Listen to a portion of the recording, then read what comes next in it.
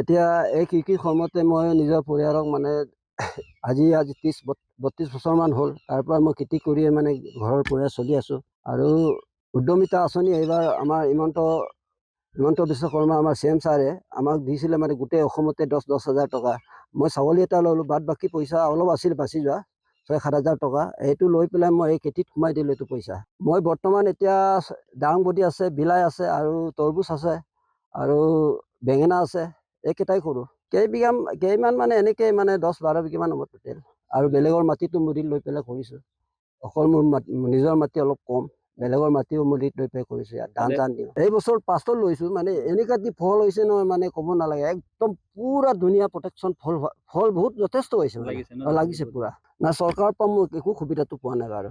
মই আজি 30-32 বছৰ হৈছে খেতি কৰা, তেনেকৈ সুবিধা এটাও লোৱা নাই বাৰু।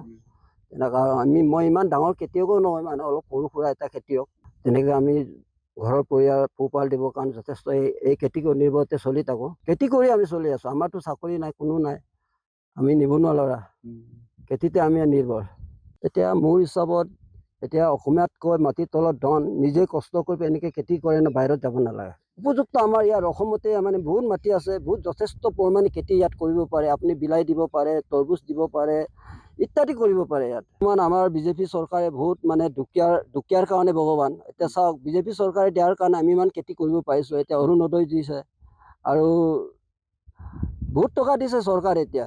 আৰু মই ভাবিছোঁ মোটামুটি মানে এই বিজেপি চৰকাৰখনে মানে আমাৰ বিজেপি চৰকাৰে আৰু বহুত দিনলৈকে যাই থাকক, আৰু এই চৰকাৰে থাকক, মই আশা কৰিছোঁ। আৰু মই ভাবোঁ আৰু চৰকাৰে মোক আৰু কিবা এটা আৰু মই খেতি আগবঢ়াবৰ কাৰণে আৰু সুবিধা কিবা পাৱাৰ টেৰা বা তেনেকুৱা এটা সুবিধা এটা দিয়া হ'ল আৰু ভাল হ'লো হয়।